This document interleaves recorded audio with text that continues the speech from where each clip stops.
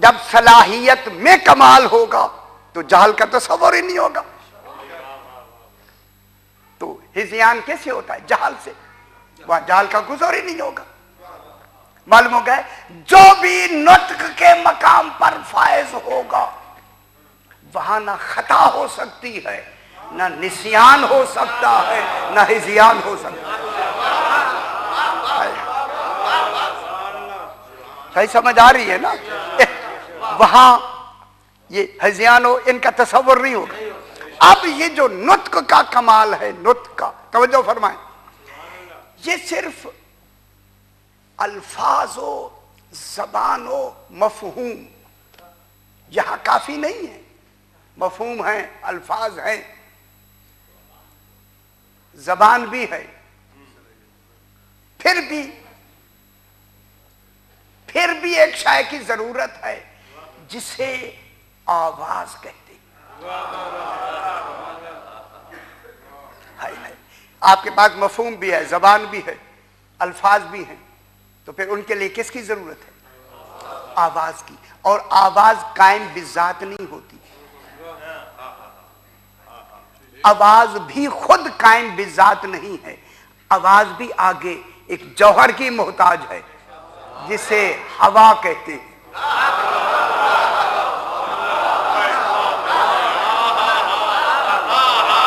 میں کوئی نئی بات تھوڑی کر رہا ہوں یار، آپ کو آتی ہے. یہ جو آواز ہے، آواز محتاج ہے جوہر کی. کس کی؟ ہوا کی. چونکہ ہوا میں جب وائبریشن ہوتی ہے، پھیلاؤ ہوتا ہے، اسی سے تو آواز پیدا ہوتی ہے. وہی لہریں آپ کے کان سے ٹکراتی ہیں، تب سنتے ہیں آپ آواز کو. اگر ہوا نہ ہو، یہ منہ میں آپ کہتے رہیں، آواز ہی نہیں نکلے گی. میں کیا کہہ رہا ہوں؟ اگر یہ ہوا نہیں ہے، ذرا برنتر صلوات پڑھنے جا. اللہ صلی علی محمد وعلی محمد.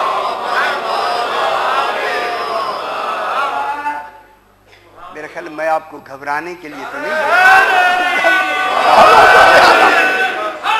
یا علی مسلم.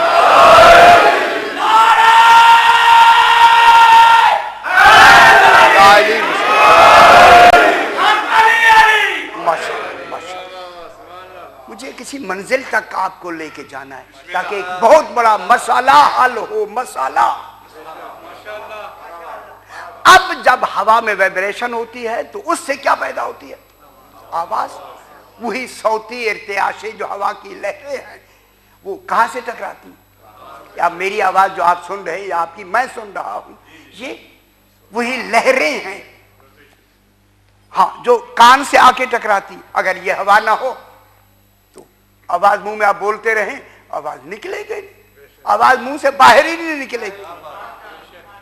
اب جب یہ آواز پہنچتی ہے تو اس آواز کو قوت سماعت ادراک کر کے دماغ کو پہنچاتی ہے. دماغ پہچانتا ہے اس آواز کو کہ شور ہے، نثر ہے، تلاوت ہے، قصیدہ ہے یا کوئی اور شے ہے. معلوم ہو گیا پہچان کا تعلق دماغ سے ہوتا ہے نہ کہ زبان سے.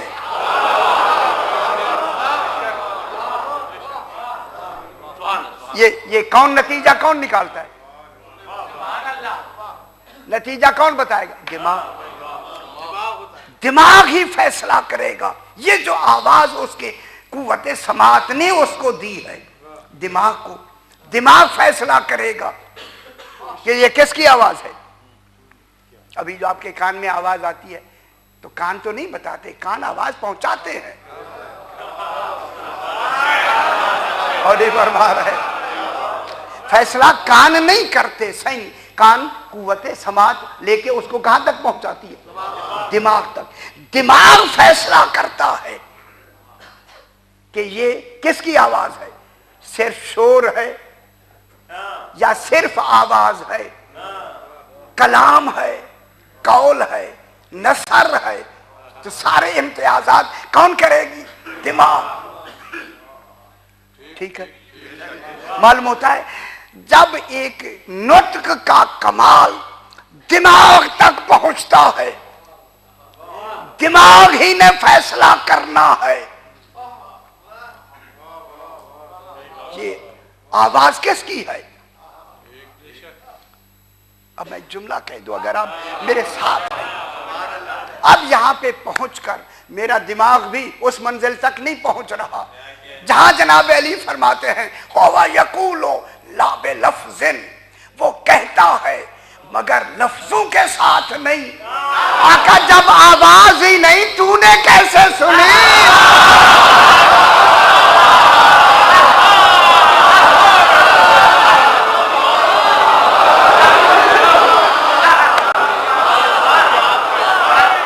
میں کیا کہہ رہا ہوں جناب؟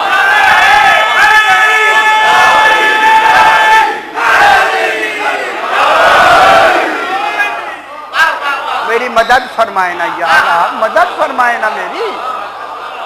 شاہ جی مدد کریں میری آپ. علی علیہ السلام کیا فرما رہے؟ ہوا یقولو، وہ کہتا ہے مگر لفظوں کے ساتھ نہیں، آواز کے ساتھ نہیں، ندا کے ساتھ نہیں. کہتا بھی ہے آواز بھی نہیں، تو نے پھر کیسے سنا کے کہتا ہے؟ ماننا پڑے گا جس زبان سے وہ کہتا ہے اسی زبان کا نام علی ہے.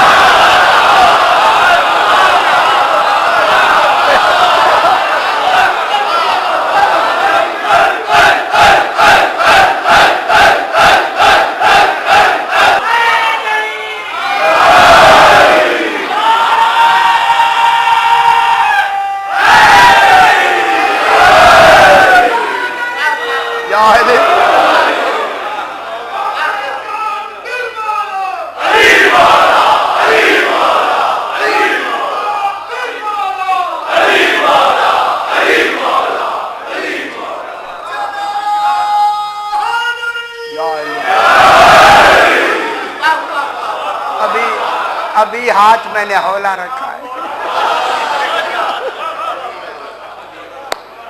شاہ جی یہ کون سا مقام ہے؟ خدا کی قسم میں کیا کہہ رہا ہوں آپ سے؟ اس کو انالیسس کریں تو بات کہاں تک پہنچتی ہے؟ انما امرہ اذا اراد شیئا ان یقول لہ کن فیکون. علی فرماتے ہیں وہ کن نہیں کہتا، وہاں نہ ندا ہے نہ صوت ہے. کون نہیں کہتا، کون خالق نہیں کہتا، نہ ندا ہے. کون کے لیے تو لفظ چاہیے، کون کے لیے ندا چاہیے. کون کوئی آواز نہیں ہے وہاں. انما امرہ، اس کا امر یہ ہے ان یقول لہ، سمجھانے کے لیے. ان یقول لہ، خدا کے لیے یہ اللہ نہیں ہے لیکن ان کے بغیر اللہ کی کوئی آیت سمجھ آئے گی. میں کیا یار اسی کون کو دیکھیں آپ، کون کو. یہ جو کون ہے نا، کون کے معنی ہو جا. اللہ ہو جا کہ تو وہ کہتا نہیں ہے، پھر ہو جا کون ہوگا؟ ابھی اگر آپ مجلس میں تھے میں نے اس دن بھی بیان کیا یہ ہو جا کون ہے. کون کے اندر یہ ہو جا کیوں رکھ دیا؟ کاف بھی حرف بنائی، نون بھی حرف مل کے کہا کون ہو جا. کون کہہ رہا ہے ہو جا؟ اس نے تو کون کہنا نہیں. پھر ضروری ہے کہ کون بنائے کسی اور کے لیے وہ ہو جا ہو. کیوں دیر سے کیوں سمجھ آتی ہے میں کیا کہہ رہا ہوں؟ خود تو وہ کہتا نہیں، پھر کون کا تصور کیسے معلوم ہو کہ کون کہا بھی جائے اور شے ہو بھی جائے. پھر یہ نہیں ہے کہ وہ کسی سے کہہ دے. اگر وہ کسی شے سے کون کہہ دے وہ ہوگی یا نہیں؟ اب علی علیہ السلام فرماتے ہیں انا تو تواسین، تواسین کی توئے میں ہوں.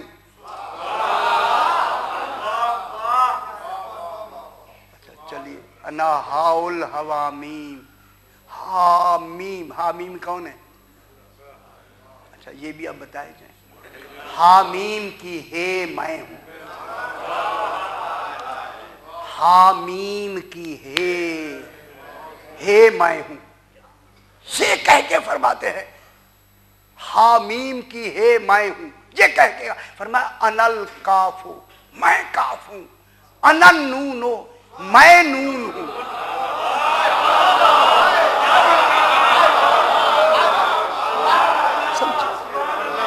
تحمل رکھے یار، تحمل رکھے، کیا فرماتے ہیں انل کاف ہوں، میں کاف ہوں، انل، اچھا کاف والقرآن المجید کون ہے کاف؟ چلو آپ گھبرا رہے ہیں، کاف والقرآن المجید، یاسین والقرآن الحکیم، یاسین کون ہے؟ قرآن حکیم کی تو قسم بعد میں ہے، جو قرآن سے پہلے قسم ہے وہ کون ہے؟ نہیں نا، آپ پریشان جو ہو رہے ہیں، کاف والقرآن المجید، کاف دو نکت کاف ہے، یہ کاف سورہ کاف ہے نا، کاف والقرآن المجید، قسم ہے کاف کی اور قرآن مجید کی، قرآن مجید کی قسم تو بعد میں ہے، جو پہلے آیا وہ کاف کون ہے؟ میں کیا کہہ رہا ہوں، نا وہ کاف کون ہے یار؟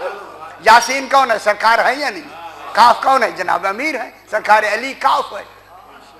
فرمایا انل کاف و انل نون، کن کا کاف بھی میں ہوں، کن کا نون بھی میں ہوں۔ پھر علی فرماتے ہیں انا امرم بین الکاف والنون، اس کن میں جو امر ہے ہو جا، میں علی ابن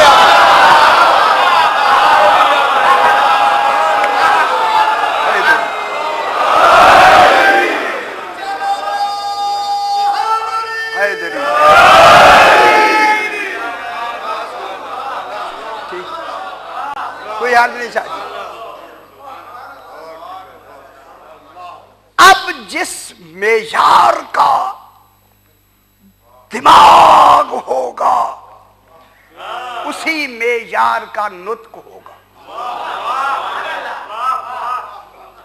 چونکہ ہم اب پہنچے ہیں ان کے وجود نسبی پر، ابھی وہ جو وہاں پہنچے ہوتے اس کو آگے بحث کرنی۔ اب نطق، یہ جو نطق ہے، چونکہ نطق قوت و صلاحیت کا نام ہے، نطق میں الفاظ نہیں ہوتے،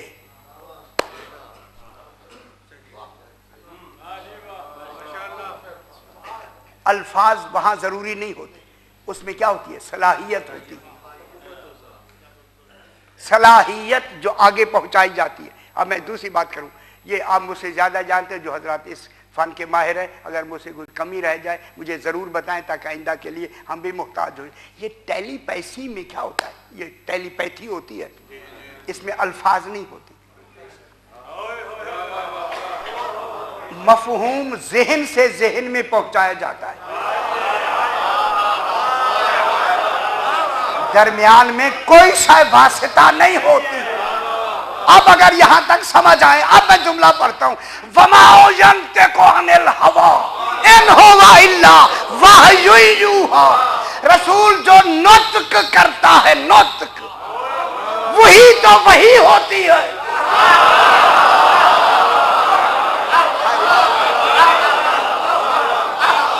میں کیا کہہ رہا ہوں؟ وَمَا يَنْطِقُ عَنِ الْهَوَىٰ، رسول اپنی خواہش سے نہیں بولتا، رسول اپنی خواہش سے نطق نہیں کرتا، نطق، نطق صلاحیت کا نام ہے، کلام کا نام نہیں ہے۔ رسول نطق نہیں کرتا الا وحی یوحیٰ، بلکہ وہی تو اللہ کی وحی ہوتی ہے جو اسے کی جاتی ہے۔ اب معلوم ہوا رسول کا کوئی فعل، جو بھی فعل ہے وہ ہے ہی وہی۔ میں کیا کہہ رہا ہوں؟